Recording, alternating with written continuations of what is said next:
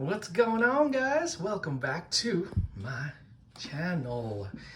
I could not wait to show you guys this because I have two plants here that are in bloom. One is blooming for me for the first time because I've had it for a while, but I was just I had it off to the side. I wasn't giving it enough light, but the minute I started to really take care of it, which wasn't a lot of work or anything, but just putting it under the light, keep making sure that the water's topped up, I started to get flowers. So let's start with this one. These are both lipstick plants, different varieties, Aeschynanthus. This here is the Black Pagoda lipstick plant, and it started blooming again. Look at these unique flowers. This one looks like it's all greenish, but sometimes they're a little bit yellow, a little bit orange, but not here's one that hasn't opened yet, not the usual red or pink color that you see. There's another bud here. It's very happy in the position that it's in. It's not in bright light. It's not, it's in just plain old water culture. Look at how little water there is in here.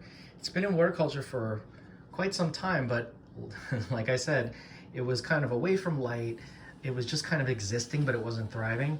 The minute that I brought it to a brighter location and continued to water it and feed it, that's when the flowers started popping out. So light and moisture and feed really, really do make a difference. And I definitely want to say that light more than anything for these guys in particular.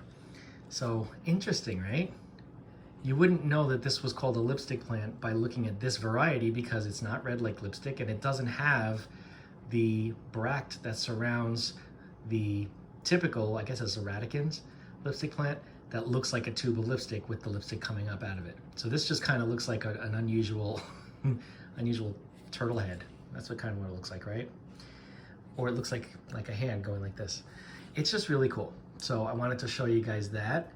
Again, this plant, this plant is usually, oh, I love the backside of the leaves. This plant is usually wanted because of the leaves, because of the color of the leaves, the decorative foliage, not so much the flowers of this one. As you can see, they're not spectacular. I just think it's cool and it means it's happy. So yeah, it's not, oh look, there's another bud in there and another flower. Look at that, there's a flower there. Let me take him out of here so you can see better. There's a flower there and a bud right behind it, right there. It's just really cool. This goes to show you that water culture for even these guys. This is an African violet relative, so all of those plants seem to do really well for me in water, semi-hydro, acrylic urine. They do great without soil. They're all epiphytes, so that might have something to do with it, but just look at how cool that is. I think it's just really cool looking. So if you have a Black Pagoda lipstick plant and it's not blooming for you, the only thing I'm gonna say, the only advice I'm gonna give is to give it more light. You can keep everything else the same if the leaves are healthy, if it's not like losing leaves or wilting or wrinkly. Give it more light and you'll get flowers. That's what's happened to every lipstick plant that I own. When I give it, increase the light, it starts to bloom, and sometimes it just keeps blooming and blooming. So, so yeah, that's that one.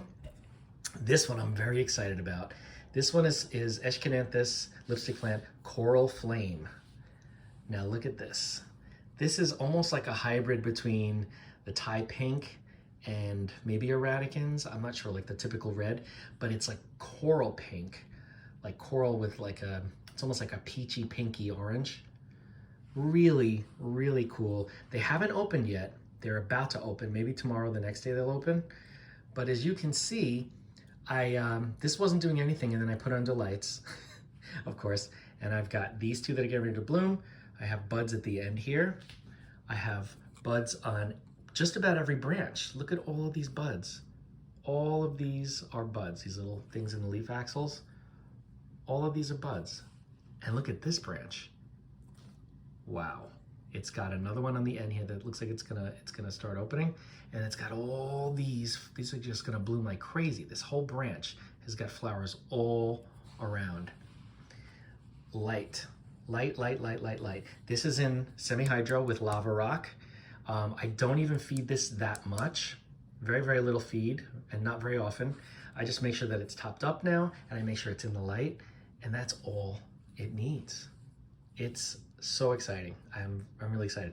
I was waiting to see what these flowers look like because I'm like, how many different flowers can the lipstick plant, the Aeschynanthus genus, have? You know, how many different colors, how many different shapes? Well, guess what? I'm pleasantly surprised at how many I've seen so far of mine that have bloomed. I can't wait for these to open. You know what I might do? I might cross this one with this because it'll still be blooming. So maybe I can get one with similar leaves to this, but flowers that are a little prettier than those flowers. I already have so many seedlings from the crosses that I've made of 2 other or 3 other lipstick plants, 3 other Aeschynanthus. I'm gonna have my work cut out for me because there are hundreds, if not thousands, of seedlings in my sphagnum moss seed tray. So of course I'll do a follow-up on that. I showed you guys that recently, but I will definitely show you as they get bigger, and then we could start to see if there's any variegation in the leaves, see what the growth pattern is, and then it'll take a little while before they bloom, but again, all I gotta do is give them lots of light, and even a small cutting like this, or a small plant, because this was a cutting, will start blooming. Anyway, I love these plants. I know I keep saying it. I definitely recommend everyone get themselves at least one Aeschynanthus, one lipstick plant, especially if you're a Hoya lover, because the care is almost identical, except easier. These don't need as much humidity as Hoyas, and I know some Hoyas don't need humidity, but some of them do, and I've had some issues with that with some of my Hoyas. But I've had Hoyas for longer than I've had Aeschynanthus, and these are so much easier. The flowers don't leave sticky nectar all over the place. My what is it called?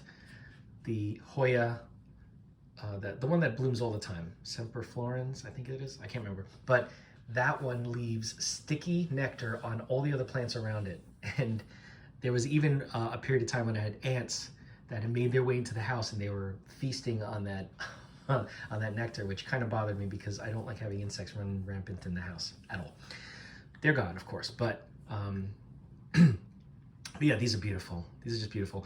And if you put them out in a shaded area in the summer, you can potentially attract hummingbirds and butterflies. They are full of nectar. They're bright, so they attract attention from pollinators, but they're tubular, so only the pollinators that have a way to get into the deep throat of the flower would be summoned.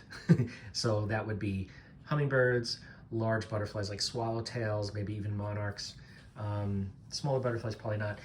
There probably will be some bees that would be attracted, because I've noticed that some of the bees around here, if they can't get in through the opening, they found a way, they're really smart, they found a way to go to the base of the flower and pierce through the flower and get the nectar that way. I've watched that happen on some of the other plants that I have outside. It's phenomenal. It's amazing how they figure that out. They're really smart. You know, they're like, can't get in here, so I know there's something in here, let me go in here. Anyway, such beautiful plants. I'm so excited. Aeschynanthus, this one is the Black Pagoda, and this one is the Coral Flame. I keep forgetting, but I got the tag in there. I definitely recommend getting one, if not 1,000 different lipstick plants. They're easy, they're beautiful, they trail, you can keep them compact, they propagate easily. The stems root very quickly in water.